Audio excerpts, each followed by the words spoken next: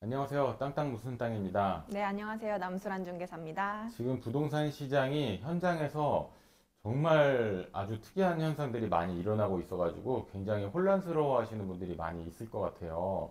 여러분이 보시기에 요즘에 임장 다니시고 매수하시는 분들은 이런 경우 어떻게 대처하지? 그런 일들이 많이 있죠. 너무 많죠. 그래서 진짜 좋은 중개사 만나는 게 지금 문제를 해결할 수 있는 방법 중에 하나일 것 같아요. 저희가 진짜 많이 다녔어요. 저번 주부터 주말까지 뭐 영등포 다녔지, 철산 다녔지, 뭐 신길 다녔지, 마포 다녔지, 또 어디 갔죠?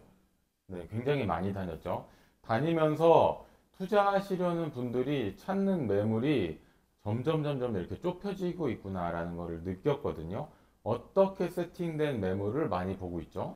임차인이 맞춰진 매물. 임차인이 맞춰졌다는 것은 무슨 뜻일까요? 과거에는 실입주가 가능한 매물이 이제 매매가도 조금 더 높게 형성이 됐고 네. 빠르게 거래가 됐다면 이제는 임차인이 있는데 집을 잘 못 보거든요. 임차인들이 집을 잘 안 보여주시는데도 불구하고 집을 안 보고도 계약금을 넣는 경우, 안 보고 봐야지 진행이 되거든요. 또는 이제 매도인분 본인이 거주하시면서 내가 전세로 안겠다. 이제 주인분이 전세로 앉는 조건으로 매매하는 경우, 이 두 가지 경우의 물건이 굉장히 귀해졌습니다. 네, 임차인이 집을 잘 안 보여주는데 저는 옛날부터 그게 잘 이해가 안 됐어요. 아니, 임차인은 이 집에 세를 살고 있는데 집 주인이 집을 좀 팔겠다고 하는데 왜 집을 안 보여주죠? 무슨 나쁜 심보인가요? 왜 안 보여주는 거죠?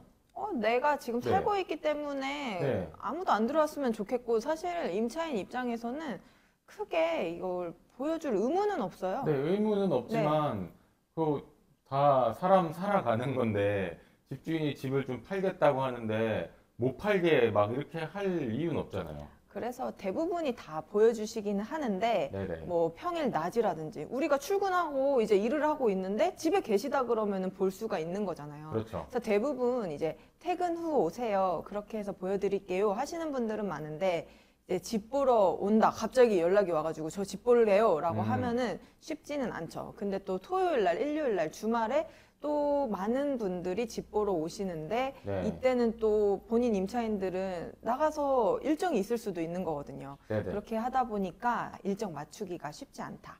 어, 중개사님 입장에서는 그러면은 새 껴있는 매물을 중개할 때 집을 못 본다. 그러니까 절대 안 보여준다, 임차인이. 그럴 때는 어떻게 해요?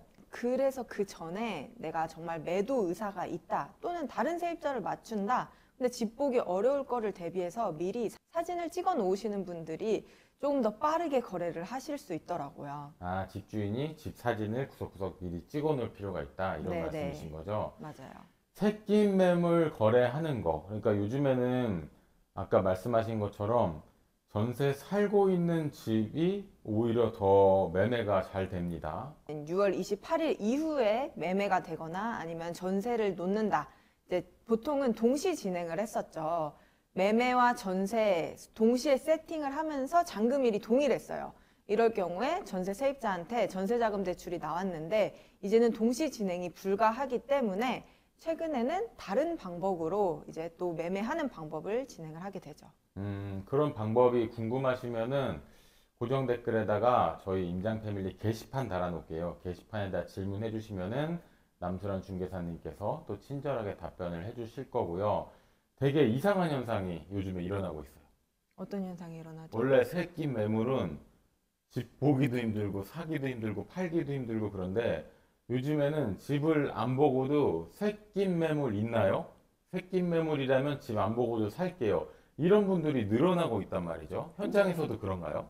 실제 그렇고, 매도인분이 본인이 거주하시는 경우는 특별하게 음, 이제 그냥 내가 앉아 있을 테니까 그냥 매매하겠다, 소유권만 넘기겠다 이러면서 내가 전세로 사는 경우도 이렇게 많아져가지고, 진짜 세입자분 집 보기 어려운데도 불구하고 그냥 계좌 먼저 나가고 음. 계약서 쓰는 날에 집 한번 보고 이런 식으로 진행하는 게 좀 많아졌습니다. 이거는 무슨 정책의 부작용 같은 거 아닙니까? 정책의 부작용이고, 사실은 그 정책도 정말 탄탄한 정책이 아니에요.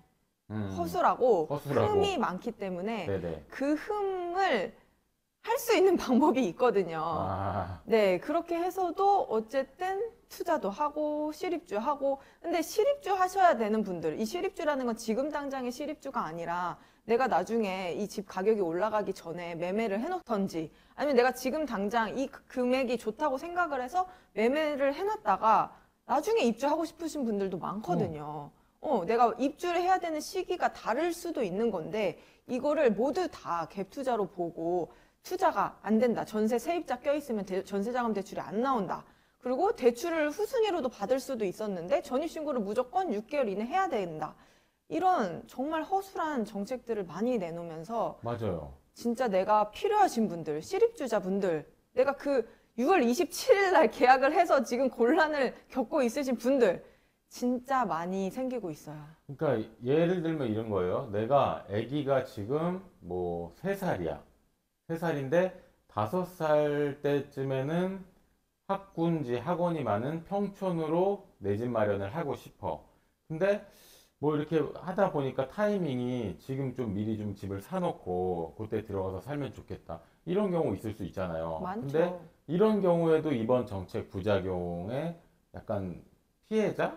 뭐 이렇게 얘기할 수 있을까요? 피해자분들이 점점 생기고 있는 것 같습니다. 미리 사놓을 수가 없다. 음. 그러니까 실제로 입주할 때 그때 가서 살아 집을. 아, 이런 식으로. 그러니까 이런 부동산 관련 정책이라는 것은 디테일과 현실성이 항상 따라와야 되는데 일단 뭐 투기를 잡겠다. 뭐 이런 뭐 집값을 안정화시키겠다. 이런 목적하에 일단 좀 단순 무식한 정책이 딱 나옵니다.